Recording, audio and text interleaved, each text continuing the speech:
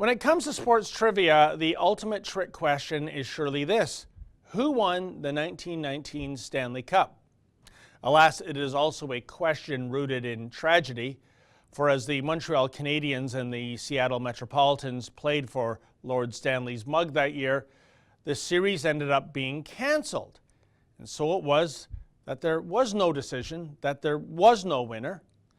And the reason? Well, it was the influenza pandemic of that year that was so crippling that when the deciding game had to be played on April 1st, most of the Montreal players and their general manager had been confined to bed with temperatures soaring to 105 degrees. The flu would eventually take the life of Montreal star player Bad Joe Hull. Sadly, Hull was one of the estimated 50 million people the world over who perished due to the influenza outbreak. A century later, it's also hard to imagine, isn't it? The idea of a major sports championship being canceled due to the flu, the idea of the flu actually being a death sentence for millions of people, especially since the flu can now be entirely avoided by taking a single shot. And yet, thanks to the loons who comprise the anti-vaccination movement, diseases that we once thought had been virtually eradicated are now on the comeback trail. Even more tragic, there are people in authority who should know better, but are allowing this nonsense to occur nevertheless. Indeed, a recent National Post story chronicled how a family law arbitrator actually upheld an Ontario mother's refusal to have her children vaccinated.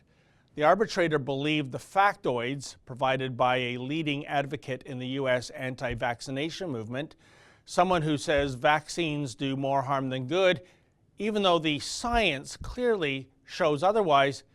And in the department of insult to injury, the father, who had requested an order forcing his kids to be immunized, must now pay $35,000 of his ex-wife's legal costs. Yet the arbitrator lawyer, Herschel Fogelman, had this to state in his decision, quote, "Choosing not to vaccinate is not illegal, negligent, nor immoral.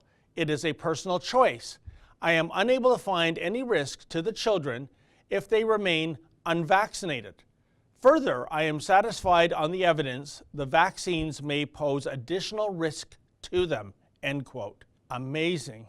How tragic Mr. Fogelman didn't also take medicine during his university years, for had he done so, he never would have ruled this way. He never would have made a decision in which superstition trumped science.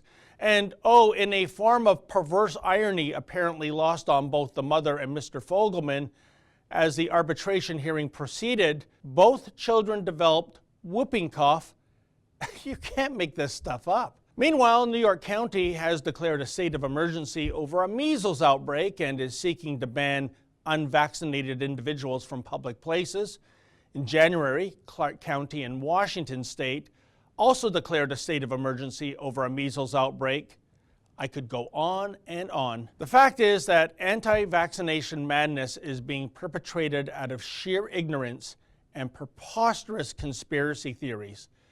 This perverse propaganda is further fueled by the internet, which can be a fountain of misinformation as easily as it can be a tool of enlightenment. And if the anti-vaccination trend continues unabated, one wonders what other diseases shall make a comeback. In the meantime, shame on the likes of Mr. Fogelman, somebody one would assume has the intellectual wherewithal not to be led down such a potentially deadly garden path.